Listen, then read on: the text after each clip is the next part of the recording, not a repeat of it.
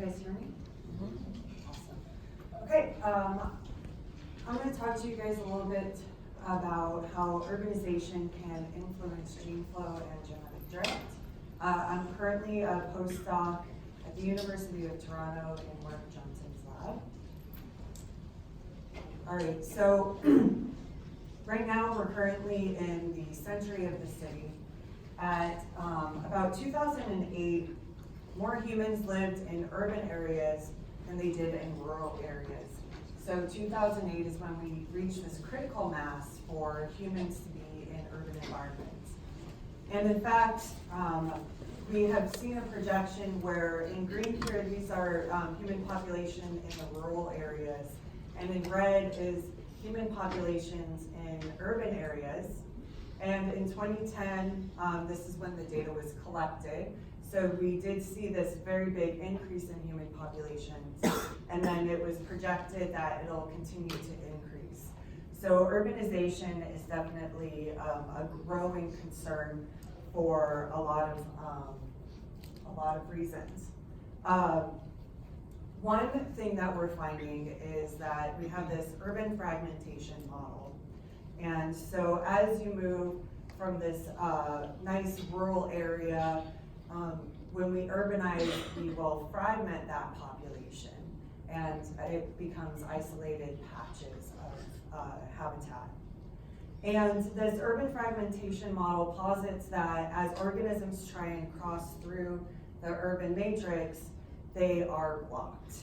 And this results in a decrease in genetic diversity as you move into the urban core, and an increase in genetic differentiation as you move into the urban core, because we now have these isolated patches of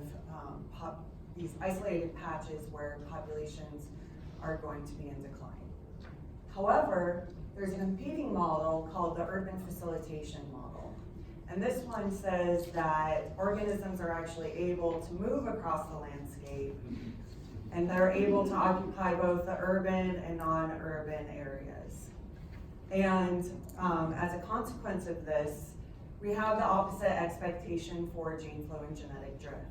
So as you move from our non-urban to our urban area, or the urban core, you actually can see an increase in genetic diversity and a decrease in genetic differentiation, because potentially previously isolated populations are now moving across the landscape. So given these two competing models, we want to know, what effect does urbanization have on genetic drift? And what effect does urbanization have on gene flow? So to do this, we went through the literature that was anyone that was looking at how urbanization can influence gene flow or genetic drift. And as you can see here, it's a worldwide group of people that are looking into this model of urbanization. And we found that there were 167 studies that actually looked at this competing models. So we looked at genetic diversity. We pulled out measures of allelic richness, heterozygosity, and the inbreeding coefficient as a proxy for genetic, a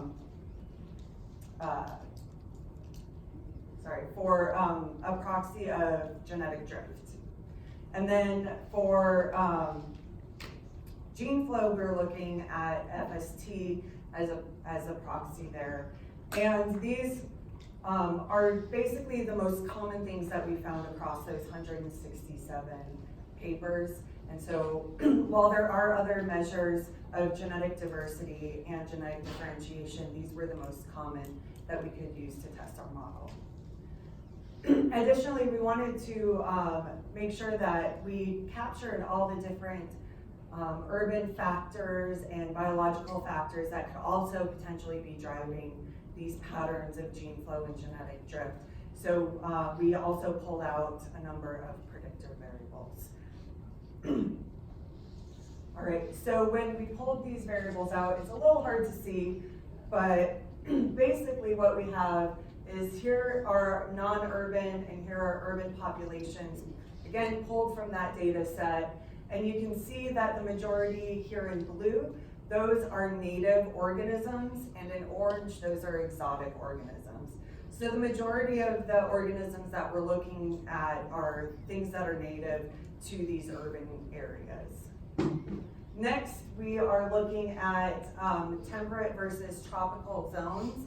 And you can see that it's pretty overwhelmingly temperate zones. And in fact, most of these are in North America and Europe. So as of right now, we're going to be looking mostly in those zones. And so patterns that we see are probably dominated by being in temperate regions. And finally, we have a diversity of different taxonomy on this axis. And then here we're showing the marker types that were used for each of these. And what I really want to point out here is this blue here is microsatellite markers. So a lot of the literature right now is dominated by microsatellite markers. And that's one of the reasons why allelic richness is one of those variables that we're checking. So when we go through all of this, when we test our models, we did find that 94% of studies showed an effective urbanization on genetic drift. When we break this down into urban fragmentation versus facilitation, we find that 62% of studies supported the urban fragmentation model. So we found that there's reduced genetic diversity in urban populations. We found actually 32% of the studies supported the urban facilitation model, where we get increased genetic diversity in urban populations. So this was a bit of a surprise because given the literature, we were expecting maybe more of this urban fragmentation model. So we do have a significant number of this facilitation. And when we look at the different measures, we're finding that allelic richness is significantly higher in non-urban versus urban populations. So we are seeing that in general, allelic richness is decreased in urban areas, but this is when we do not have any of those additional predictor variables. So this is just straight urban versus non-urban. This effect goes away when we add our predictor variables. There's a trend towards a decrease in heterozygosity in urban versus non-urban populations, but this is not significant. And inbreeding is also, we see this reduction in FIS in urban compared to non-urban, and again, this is not significant. So there's a slight trend towards that, but again, we found that about 64% of our studies were showing the urban fragmentation model, so we would kind of expect to see some of this. All right, next, when we looked at measures of gene flow, we found that 85% of the studies showed an effect of urbanization on gene flow, or on genetic differentiation, looking at gene flow. 66% of those studies actually showed that urban fragmentation was supported. So as a reminder, that means that we get increased genetic differentiation between urban populations. And 19% of the studies supported the urban facilitation model, which is where we get reduced genetic differentiation between urban populations. So here again, we're seeing that there's variable impacts of urbanization. And then when we look at measures of FST, we are seeing slightly higher values of FST between urban populations than non-urban populations. But as you can see, this is only a trend, it's not significant.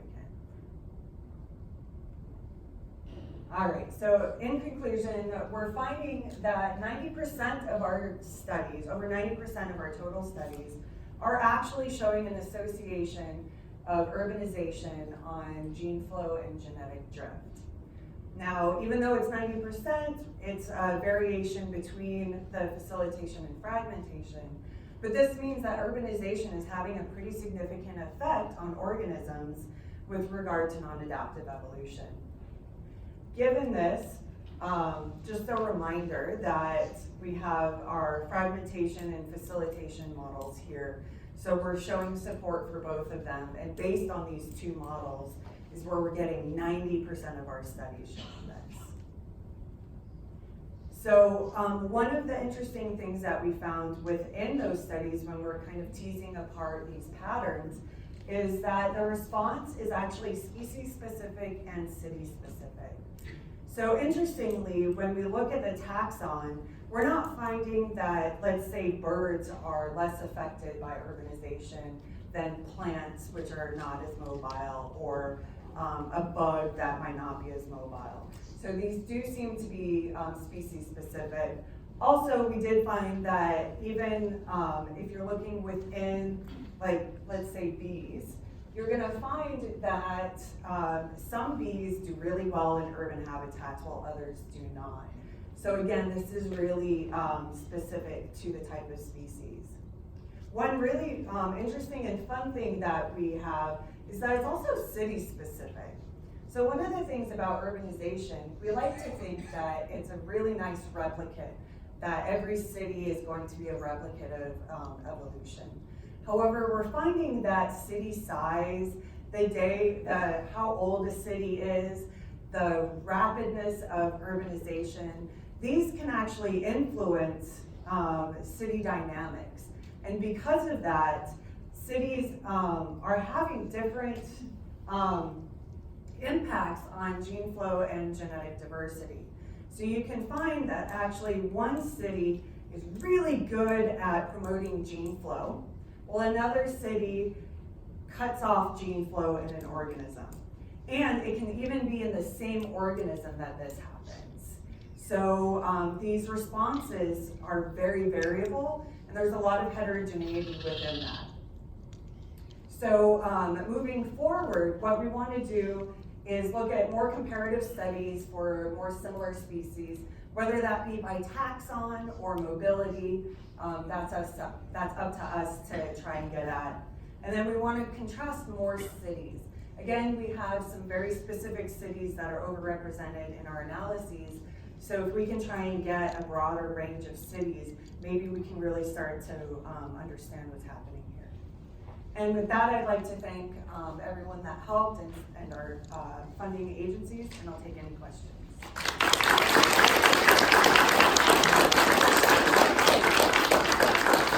Yeah. Can you distinguish between aquatic and terrestrial organisms? So there were very few aquatic organisms that went through this, so we didn't distinguish between them. I think at the time that we did this, there was only one aquatic paper, okay. So it wouldn't have split for us just yet. Cool. Thanks. Yeah. Lindsay, do you have a feel, so 90% of your studies showed an effect one way or the other. Do you have a feel for whether that number might be inflated by sort of a publication bias against null results? There is a possibility that that is the case, but given that even 10% can show that there is not a significant effect, I don't know that that is going to be as much of the bias there, because it's still really interesting that you can get something that says, actually, urbanization is not what's driving this, and instead it's something like rivers.